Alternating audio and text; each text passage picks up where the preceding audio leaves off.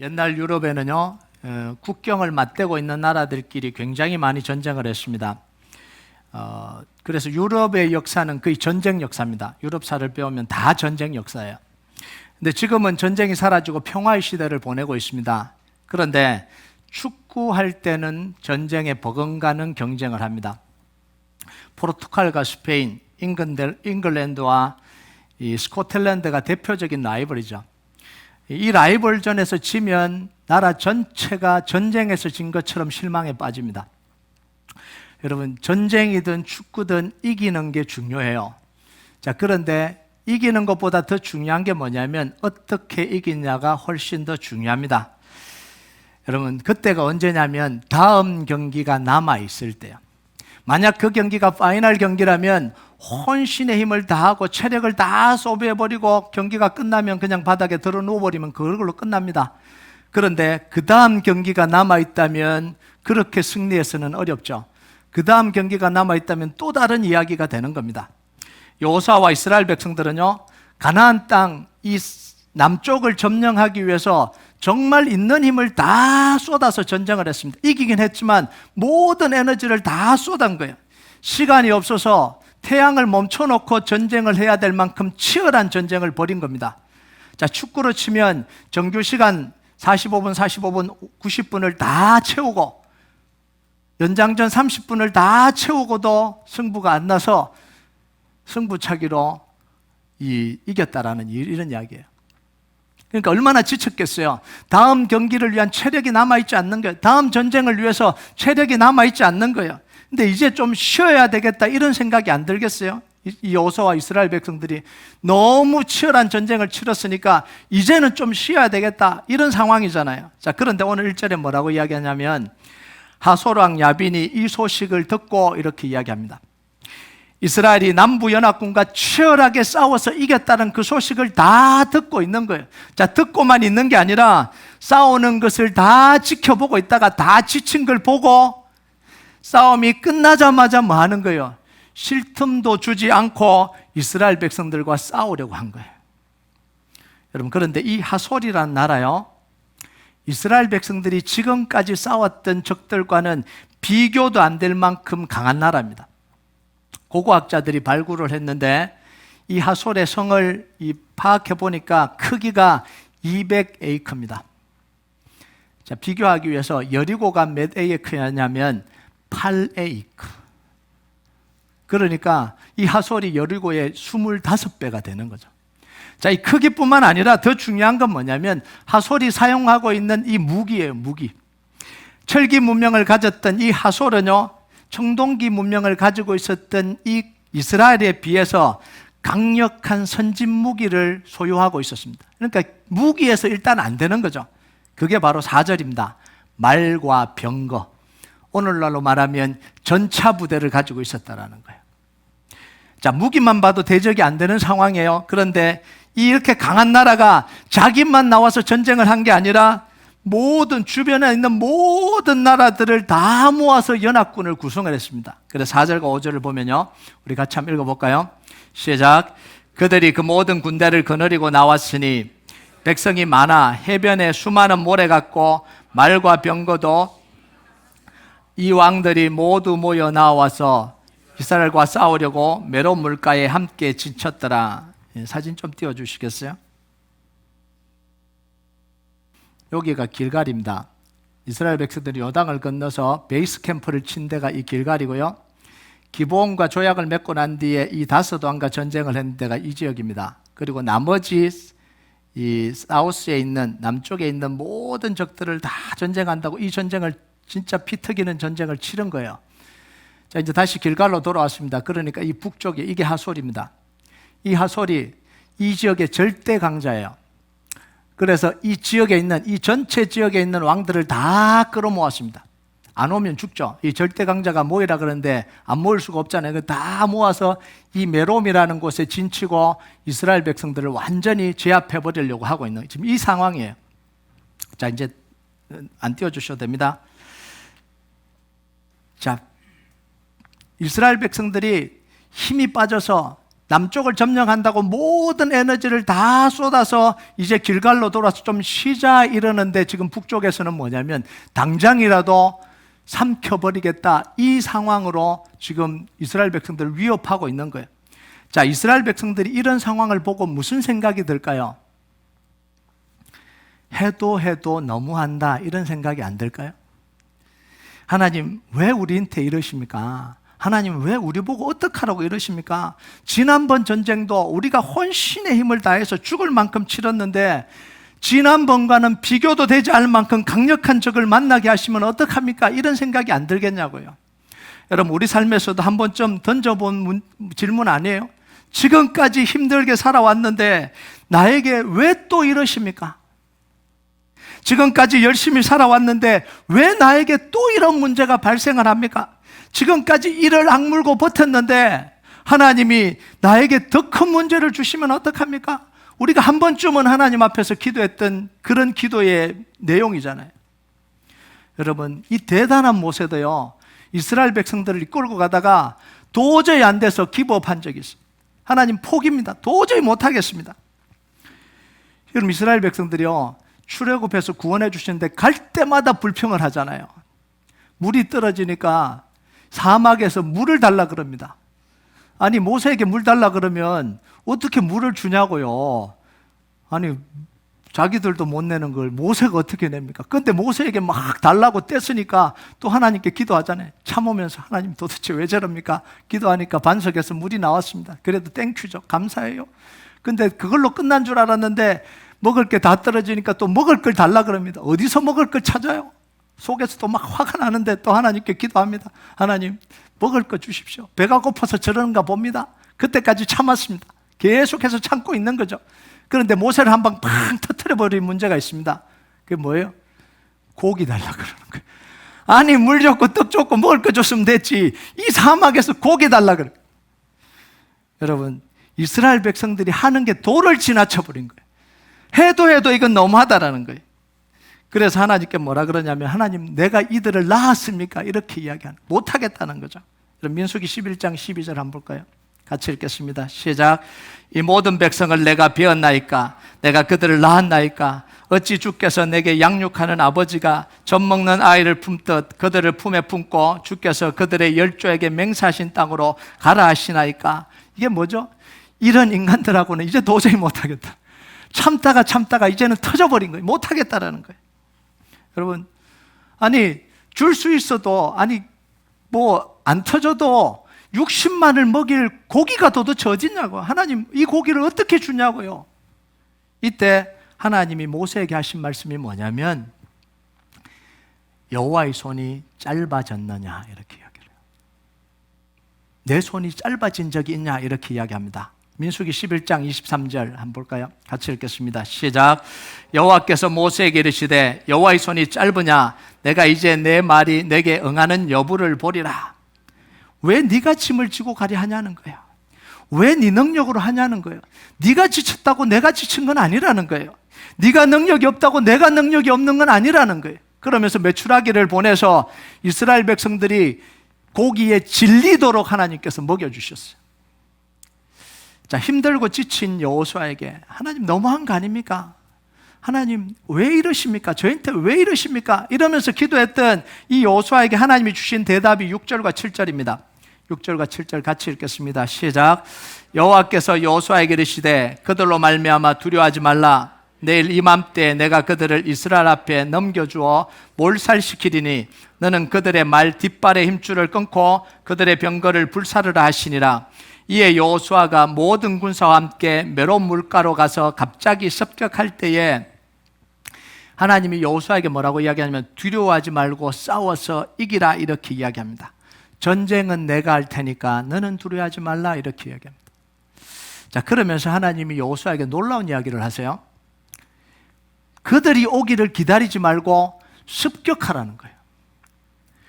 우리 생각으로는 공격을 좀 최대한 늦춰야 될 것 같아요. 시간을 벌어야 될 것 같아요. 충전할 시간을 가져야 될 것 같아요. 그런데 하나님 뭐라고 하냐면 오히려 지체하지 말고 습격하라는 거예요. 아니, 공격할 힘이 어디 있다고 그냥 좀 기다리게 내버려 두시지 오히려 지체하지 말고 올라가서 공격하라 이렇게 이야기합니다.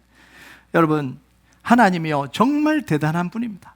일어날 힘도 없고 싸울 힘이 없는데 하나님이 말씀해서 순종하면 하나님의 역사가 일어나게 합니다.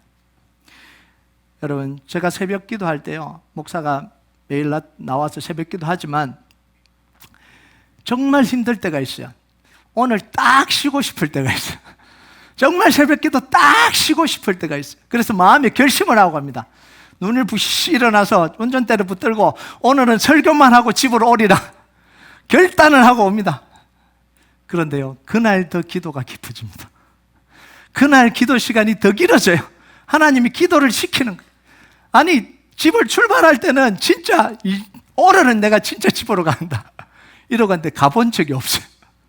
그때 더 하나님이 기도를 시키고, 하나님 놀라운 분이에요. 여러분, 엘리야가요 죽기를 구했습니다. 갈멜산에서 불을 내리고 다 기적을 행했는데, 그랬는데도 이스라엘 백성들이 안 돌아오는 거예요. 하나님이 기적을 다 보여줬는데도 안 돌아오는 거예요. 그럼 이제 뭘 보여주겠냐라는 거예요. 이래도 안 돌아오면 그럼 하나님, 난 도대체 뭐 해야 됩니까? 이제 할 게 없습니다. 저를 그냥 데려가십시오. 저도 이제 지쳤습니다. 저런 인간들 보고 있는 거 나 지쳤습니다. 하나님 참으라 그러는데 참다가 아니 이 정도 했는데도 안 되면 그 뭘 합니까? 죽여주십시오. 그러면서 로뎀나무 아래서 하나님 죽여주세요 그랬잖아요. 근데 하나님 뭐 합니까? 깨웁니다. 일어나라, 떡 먹어라, 물 먹어라. 그러니까 지쳐서 또 자요. 안 한다니까요. 일어나라, 또 먹어라, 또 마셔라. 그러면서 40일 밤낮을 걸어가게 만듭니다. 그러면서 호렙산으로 가게 만들어요. 아니, 죽기를 구하는 엘리야에게 40일 밤낮으로 걸어갈 힘이 어디서 나옵니까? 하나님이 그렇게 힘을 주시는 거예요. 이게 하나님의 놀라운 역사입니다.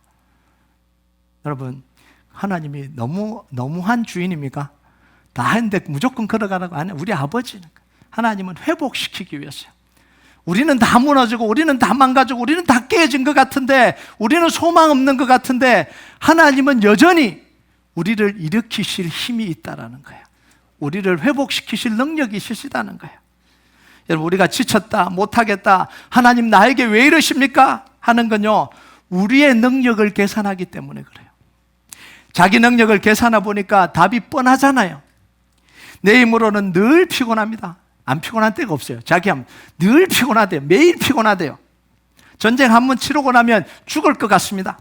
내 힘으로 하면 항상 지치고 힘들어요. 아무도 알아주지 않아서 서럽고 힘들어요.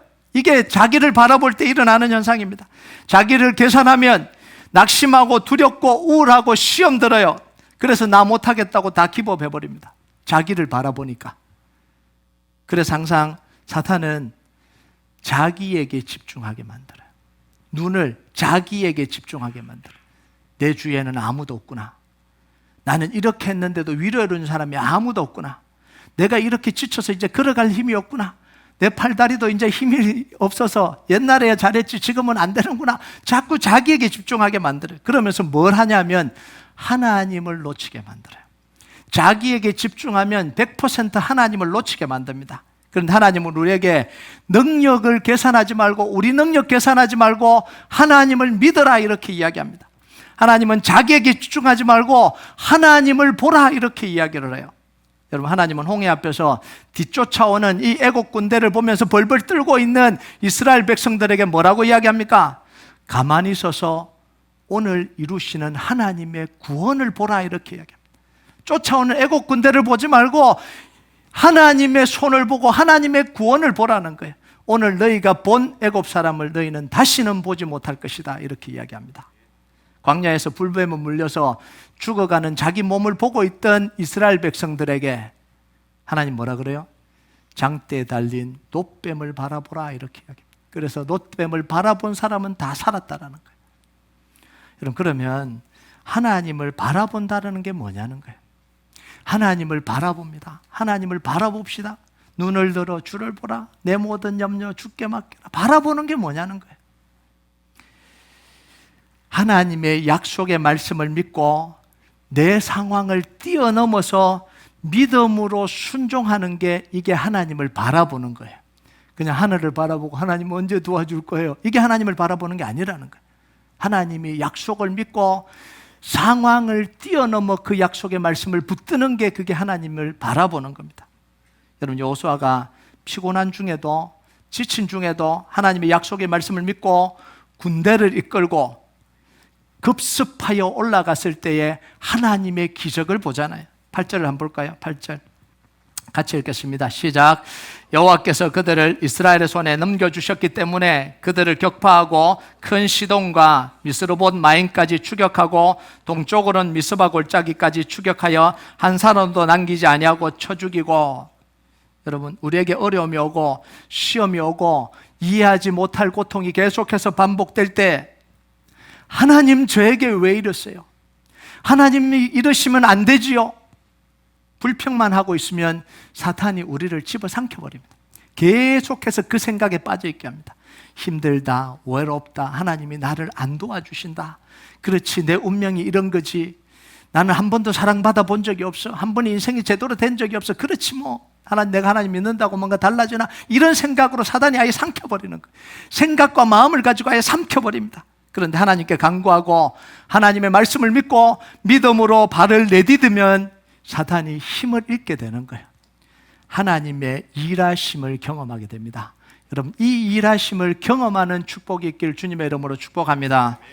여러분, 여호수아가 가나안 땅을 정복하기 위해서 싸운 왕이 31명의 왕입니다.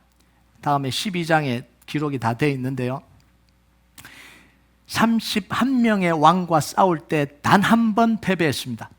아이성 전투에서. 그때 여호수아는 하나님을 바라보지 않았어요. 자기를 바라봤죠. 자기 능력을 바라보니까 조금만 보내도 되겠다 이러고 진 전쟁이에요. 그렇지 않았다면 31번의 전쟁 다 이겼을 겁니다. 여러분, 여호수아가 자신의 능력을 믿고 이긴 전쟁이 단 하나도 없어요. 쉬웠던 전쟁 단 하나도 없어요. 자신만만해서 치른 전쟁 단 하나도 없습니다. 하나님이 다 이기게 하신 거예요. 하나님을 바라볼 때 다 이기게 하신 거예요. 여러분, 하나님의 능력이 우리 삶 속에 나타나게 하는 비결은 너무나 간단하고 명백합니다. 어렵지는 않아요. 방법은 어렵지 않습니다. 우리에게 적용하는 게 어려울 수 있지만 방법은 너무나 분명합니다. 하나님이 너무나 선명하게 말씀하셨습니다. 그게 15절이에요. 같이 읽겠습니다. 시작. 여호와께서 그의 종 모세에게 명령하신 것을 모세는 여호수아에게 명령하였고 여호수아는 그대로 행하여 여호와께서 모세에게 명하신 모든 것을 하나도 행하지 아니한 것이 없었더라. 아멘. 이게 결론이에요. 우리의 인생의 승리의 비결은 뭐냐면 하나님의 말씀을 그대로 행하는 겁니다. 하나님의 말씀이 효력을 미치지 않는 영역은 없습니다.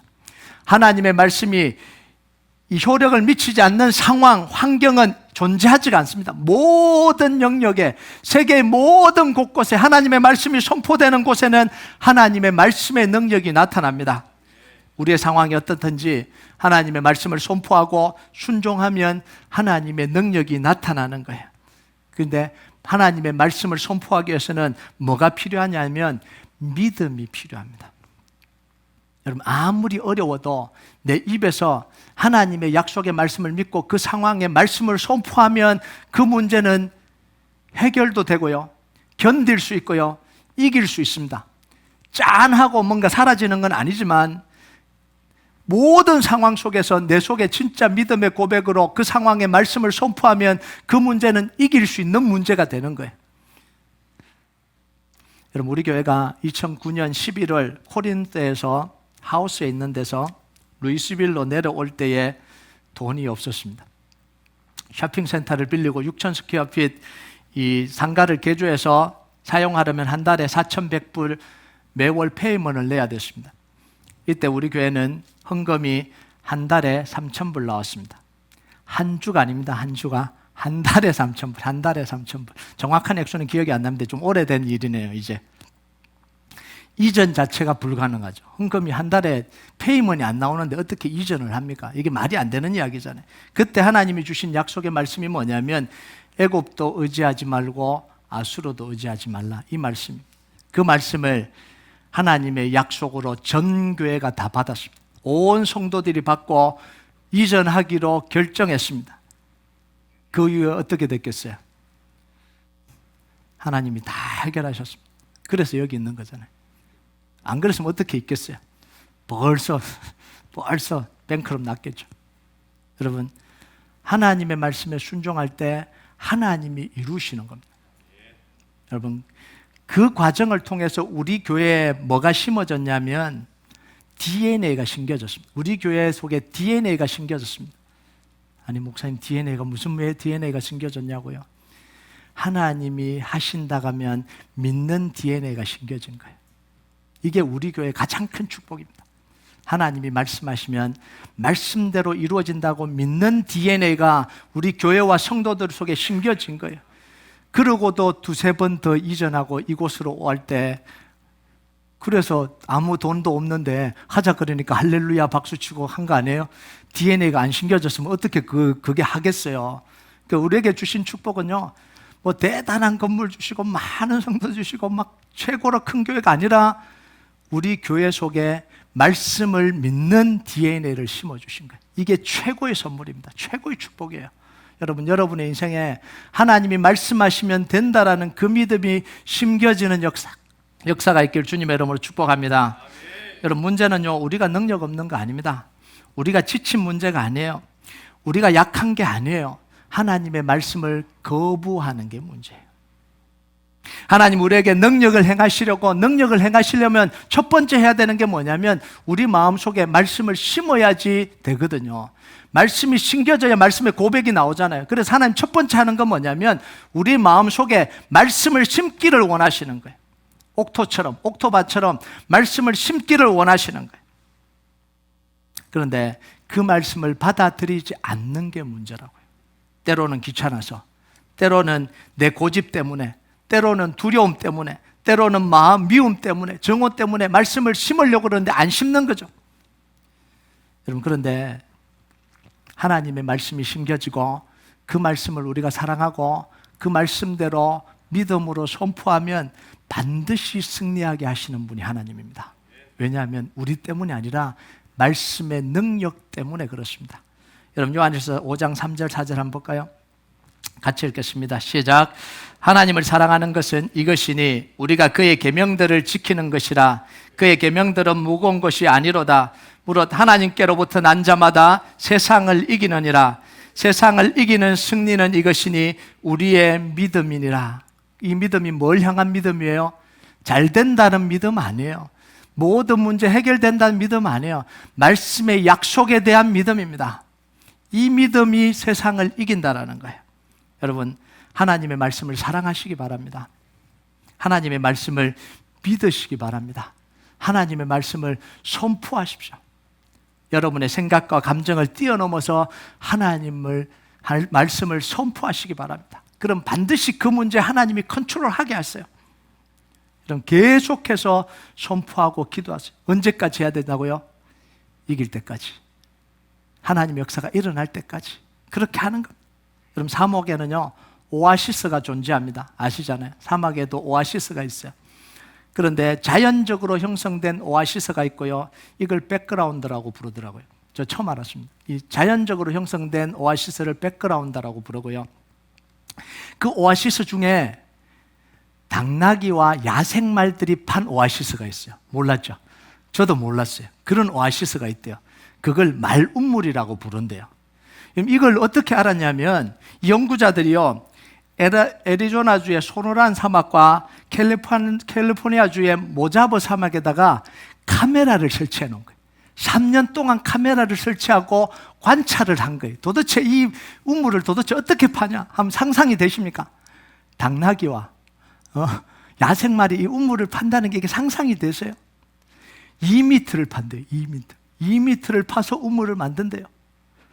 그래서 물을 얻기 위해서 말라버린 강바닥을 판다라는 거예요. 아니, 그러면 물이 나오는 장소를 어떻게 알고 파냐는 거예요. 이 나귀와 이 야생말들이 물이 나올지 어떻게 알고 파냐는 거예요. 보니까 물이 나올 때까지 파더라는 거예요. 그게 방법이에요. 물이 나올 때까지 판다는 거예요. 여러분, 연구자들이 보니까요, 이 말운물에 이 형성된 오아시스는 여름에도 물이 안 마른대요. 그냥 자연적으로 형성된 백그라운드에 비해서 이 물량이 평균 4배에서 14배 많은 물이 그곳에 고인데 놀랍지 않아요? 이 하나님의 이 하시는 게 놀라운 거 아니에요? 여러분, 우물을 파면 100% 물이 나오는 기술자한테 물었어요. 어디 제가 책에서 읽었는데요. 그러니까 다른 사람은 다 파도 실패하기도 하는데 이 사람은 파면 100% 우물이 나오는 거예요. 그래서 못 파면 이 사람한테 가서 조언을 구하는 거예요. 어떻게 하면 파냐? 어떻게 당신은 그 물길을 그렇게 잘 아냐? 이렇게 물어요. 그럼 이제 이 사람이 대답하죠. 뭐라고 대답하겠어요? 나는 물이 나올 때까지 판다. 실패할 수가 없는 거예요. 어차피 지하에 물이 흐르니까 100m 안 되면 200m 파고 200m 안 되면 500m 파면 나오는 거예요. 여러분, 하나님의 말씀을 믿는다는 건 이런 겁니다. 목사님 안 되던데요. 몇 번 해도 안 되던데 언제까지 하라고요? 말씀이 역사하실 때까지 하라는 거예요. 여러분, 여호수아의 능력의 출처는 뭐냐면 말씀이에요. 다른 게 아니었습니다. 말씀이었습니다. 하나님 말씀하신 대로 그대로 했습니다. 여러분 6절하고 9절을 한번 볼까요? 6절과 9절을 한번 보겠습니다. 같이 읽겠습니다. 시작. 여호와께서 여호수아에게 이르시되 그들로 말미암아 두려워하지 말라. 내일 이맘때에 내가 그들을 이스라엘 앞에 넘겨주어 몰살시키리니 너는 그들의 말 뒷발의 힘줄을 끊고 그들의 병거를 불사르라 하시니라. 여호수아가 여호와께서 자기에게 명령하신 대로 행하여 그들의 말 뒷발의 힘줄을 끊고 그들의 병거를 불로 살랐더라. 자, 하나님이 전쟁을 하기 전에 여호수아에게 명령을 하십니다. 참 명령이 독특해요. 전쟁에서 이기면 말의 뒷발의 힘줄을 끊고 병거를 불태워라. 지금 하나님의 관심은요, 전쟁에서 이기냐 안 이기냐에 관심이 없어요. 전쟁에서 이기고 난 뒤에 내가 명령한 것을 순종하냐 안 순종하냐 그거에 관심이 있어요. 지금 우리는요 늘 뭐냐면 문제가 해결되냐 안 해결되냐 여기에만 관심이 있어요. 그런데 하나님은 이미 그 뒤를 이야기하시는 거예요. 왜 그래요? 문제 해결하는 건 하나님께 달려있기 때문에 순종하냐 안 하냐 이 이야기를 지금 하고 있는 거예요. 여러분, 여호수아가 전쟁에서 이기고 난 뒤에 그대로 합니다. 이길 수 없는 전쟁을 이겼습니다. 얼마나 대단해요. 자, 근데 더 대단한 게 뭔지 아세요? 전쟁에서 이긴 것보다 이게 더 훨씬 더 대단합니다. 전쟁에서 이기고 난 뒤에 하나님이 명령하신 대로 말의 뒷발의 힘줄을 자르고 병거를 불살랐습니다. 이게 쉬운 결정이 아니거든요. 쉬운 결정 아니에요. 말의 뒷발의 힘줄을 끊으면 어떻게 됩니까? 말을 쓸 수가 없어요. 그냥 걸어는 다니지만 전쟁에 쓸 수가 없습니다. 전쟁의 무용지물이 되어버립니다. 병거 이거 최신식 무기잖아요. 최신식 무기를 불태워라 그러는 거예요. 쓸 수가 없는 거잖아요. 여러분 한번 생각을 해보세요. 말과 병거가 있으면 앞으로 전쟁이 얼마나 쉬워지겠어요. 앞으로 싸워야 될 적이 없는 것도 아니고 수많은 적들이 있어요. 그러면 이걸 남겨두고 이걸 사용하면 얼마나 더 유리하겠어요. 그러니까 이걸 남기는 결정이 훨씬 더 현명한 결정이지 어떻게 태우는 결정이 이게 현명한 결정이 되겠어요. 근데 그걸 태운다는 건요 정말 힘든 일이에요. 하나님이 이렇게 명령하신 이유가 있어요. 그게 뭐냐면 하나님은 이스라엘을 군대를 의지하지 않는 나라로 만들겠다라는 거예요. 군대를 아예 없앤 건 아닙니다. 필요 이상의 군대를 가지지 말라는 거예요. 필요 이상의 군대를. 군대를 의지하면 하나님을 의지하지 않기 때문에 그래요. 여러분 군대가 생기고 말이 늘어나고 이 신식 무기가 막 늘어나면 일어나는 현상이 뭐냐면 더 이상 하나님을 의지하지 않습니다. 여러분 돈을 의지하면 그 다음부터 하나님을 의지하지 않아요. 돈이 계속해서 늘어나면 하나님을 의지하지 않습니다. 이게 사람의 속성이에요. 그러니까 하나님이 알기 때문에 하나님은 지금 이스라엘을 어떤 민족으로 만들려고 하냐면 군대를 의지하지 않는 민족으로 만들겠다라는 거예요. 그래서 말들의 뒷발의 힘줄을 자르고 병거를 다 불태우라는 거예요. 그럼 여호수아가 이걸 알아들었습니다. 하나님이 지금 왜 이 명령을 하는지 알아들었습니다. 여러분 이게 중요한데요. 하나님이 왜 나에게 그 말씀을 하는지 알아들어야 순종이 돼요. 모르면 순종이 안 돼요. 그래서 우리가 하나님께 구해야 되는 성령님 깨닫는 은혜를 주세요. 우둔하게 말씀을 해도 못 알아듣는 그런 게 아니라 왜 나에게 이런 말씀을 하시는지 좀 알아듣게 해주십시오. 그래야 순종할 수 있으니까. 그래서 여호수아는 말의 뒷발을 자릅니다. 뒷발의 힘줄을 잘라요. 병거를 다 불태웁니다. 뭐 하는 거예요? 하나님을 의지하고 살기로 결정을 한 거예요. 여러분, 그냥 되는 게 아닙니다. 아예 결정을 하고 살아가는 거예요. 내 인생은 하나님을 의지하고 사는 인생으로 살겠다고 결정을 내렸기 때문에 자를 수가 있는 거예요. 여러분, 그래서 여호수아가 하나님을 의지하는 방향으로 결정하니까 하나님이 여호수아의 평생을 지켜주십니다. 여러분, 우리 인생은요, 방향을 정하고 살아야 됩니다. 나중에 정하겠다, 이건 불가능해요. 지금부터 정하고 살아야 됩니다. 예수 믿고 좀 알고 난 뒤에 10년 뒤에 정하겠다, 아니에요. 예수 믿는 순간부터 정해야 되는 거예요. 구원 받는 순간부터 정해야 되는 거예요. 여러분, 돈과 세상과 사랑과 권력을 의지하지 않고 하나님을 의지하는 인생으로 살기로 아예 출발부터 정해야 되는 거예요. 여러분, 돈은요, 돈뿐만 아니죠.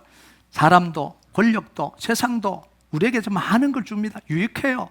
유익하지 않은 게 아닙니다. 그런데 돈을 의지하지 말라는 거예요.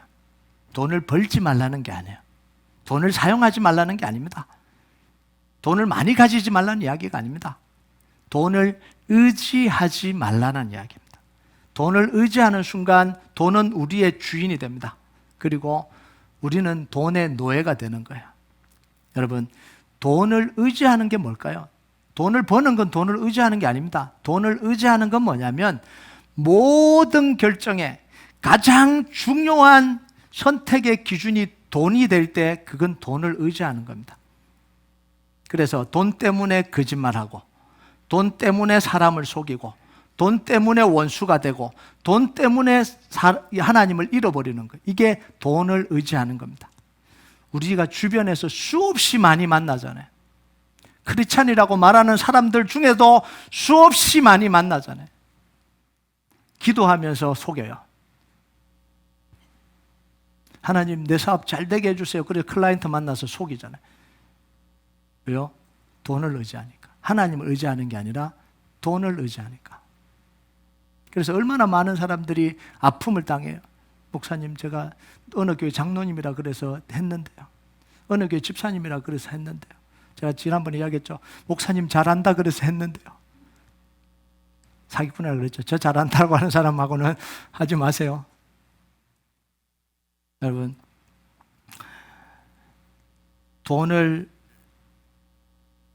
돈에 많고 적음이 아니에요. 돈을 적게 번다고 해서 나는 의지하지 않고 돈을 많이 번다 그래서 돈을 의지하고, 이게 아닙니다. 선택의 문제죠. 여러분, 처음부터 돈을 의지하면 죽을 때까지 돈을 의지합니다. 목사님, 제가 어느 정도 벌면 그때부터 하나님을 의지할게요. 불가능합니다. 이게 불가능해요. 목사님, 경제적으로 여유가 좀 생기고 살만하면 신앙생활 열심히 할게요. 죄송한데요, 그런 날은 평생 오지 않습니다. 정말로 평생 오지 않아요. 10만 불이 부족하면 20만 불을 벌어도 부족합니다. 20만 불이 부족하다고 느끼면 30만 불을 벌어도 부족합니다. 100만 불을 가지고 있어도 부족하다고 느낍니다. 왜냐하면 결정을 내린 적이 없어요. 여러분, 목사님, 집이 교회랑 가까워지면 새벽 기도를 열심히 할게요. 교회 가까이 이사 와서 새벽 기도 나온 분을 본 적이 없어요. 또 상처받을라. 나인테 하는 목사님이 저러시나. 나 교회 근처로 왔는데 그 이야기가 아니에요. 멀리 있어도 나오기로 결정하면 나오는 거고요. 코앞으로 와도 결정하지 않으면 못 나오는 거예요. 여호수아는 처음부터 결정하고 살았어요. 여리고를 점령하기 전에, 물론 그 전이죠. 그런데 정말 완벽하게 하나님 앞에 내려놨던 건 그런 거잖아요. 여리고를 점령하기 전에 하나님의 사자가 와서 내 발에서 신을 벗어라, 작전권을 내놔라. 그럴 때부터 여호수아는요, 아예 작전권을 내놓기로, 양도하기로 결정을 했습니다.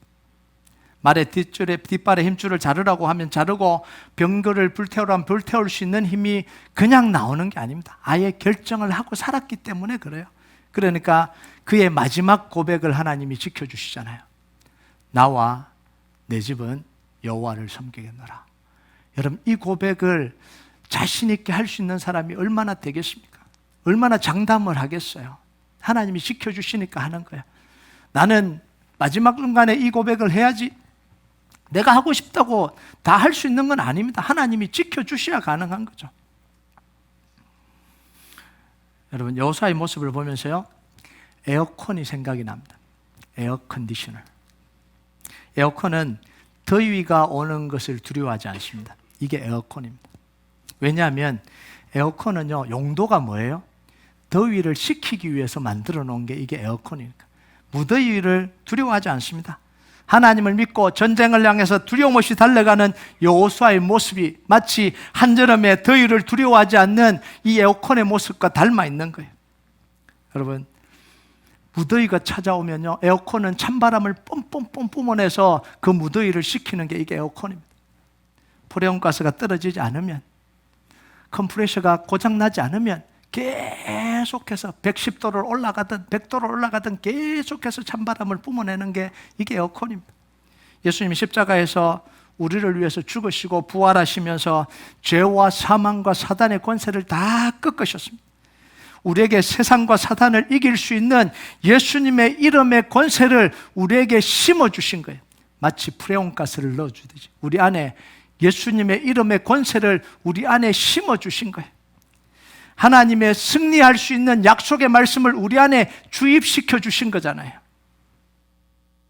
그래서 우리 안에 말씀의 프레온가스가 가득 차 있고 기도의 컴프레셔가 돌아가는 한 무더위 같은 인생의 문제가 찾아와도 끄떡하지 않고 이길 수 있다는 거예요. 왜냐하면 내 능력으로 이기는 게 아니잖아요.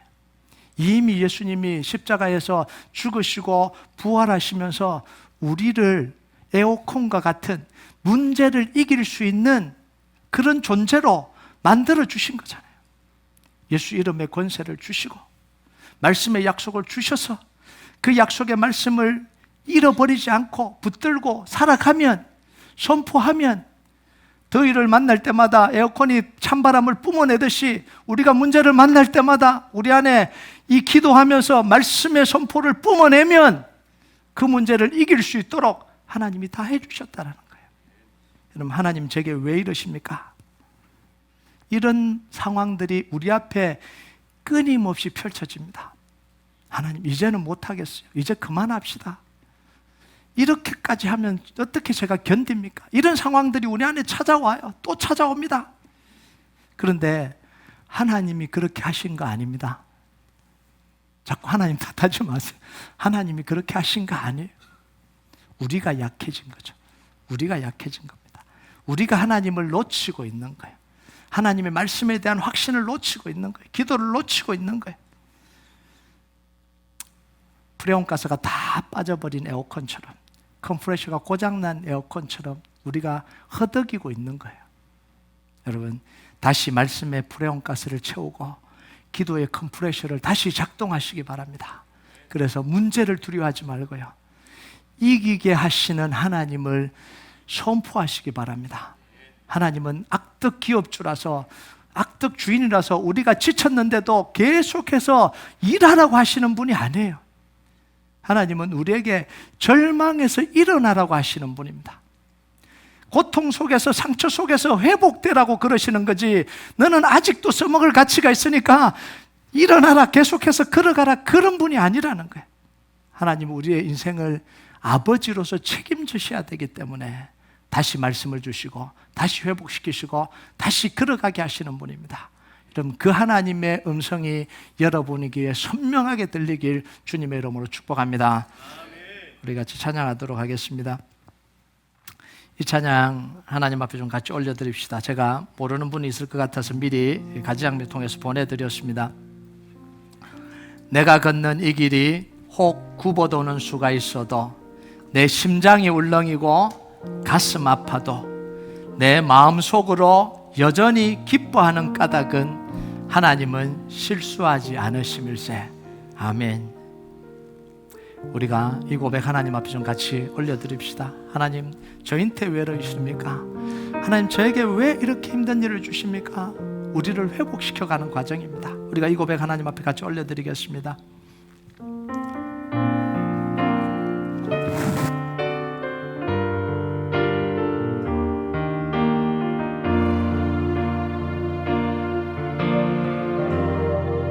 내가 걷는 이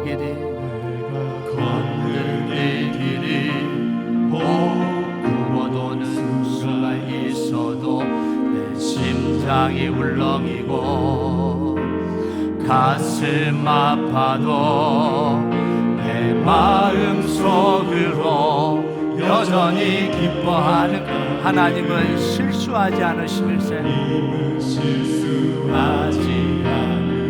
내가 세운 계획이 빗나갈 수도 있고 내가 세운 계획이 꼭 빗나갈지 모르며 희망 덧없이 쓰러질 수 있지. 나 여전히 인도하시는 주님을 신뢰합니다. 주님을 신뢰하는 까닭은 주께서 내가 가야 할 길을 다 잘 아시. 어두운 밤 어둠이 깊어 날이 다시는 어두운 밤 어둠이 깊어 날이 다시는 밝지 않을 것 같아 보여도 내 신앙 부여잡고 주님께 모든 것 아냅니다. 부여잡고 주님께 모든 것 맡기리니 하나님을 내가 믿음일세. 지금은 내가 볼 수 없는 건 너무 많고 내가 볼 수 없는 건 너무 많아서 너무 멀리 가물가물 어른거려도 분명히 오라. 나 두려워하니 살을 주님께 내 영망 차츰차츰 안개는 거치고 안개는 거치고 하나님 지으신 빛이 뚜렷이 보이는 가는 길이 온통 어둡게만 보여도 하나님은 실수하지 않으시. 우리 다시 한번 고백합니다. 내가 걷는 이 길이 구워도는 수가 있어도 내 심장이 울렁이고 가슴 내 마음속으로 여전히 기뻐할 수 있는 까닭은 여전히 기뻐하는 까닭은 님은 실수하지 않으.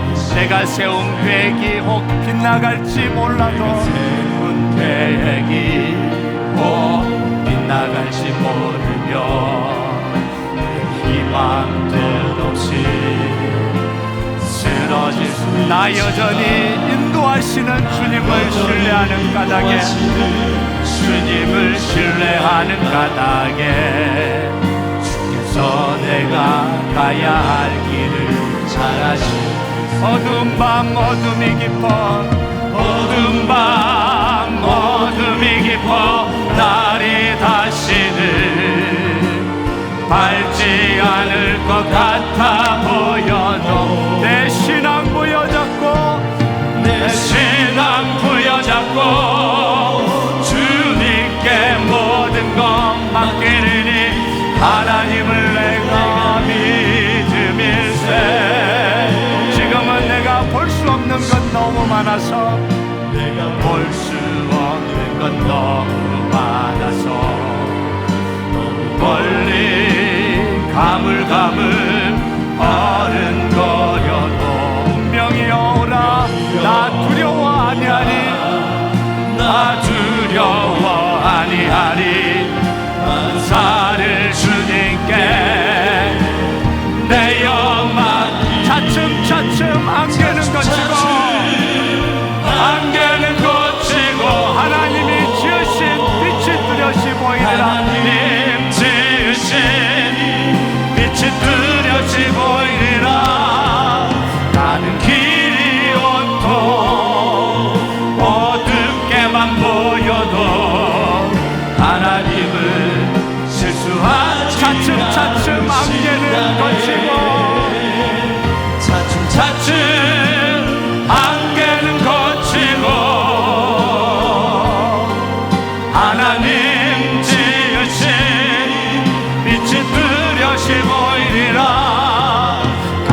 이리 온통 어둡게만 보여도 하나님은 차츰차츰 안개는 거치고 차츰차츰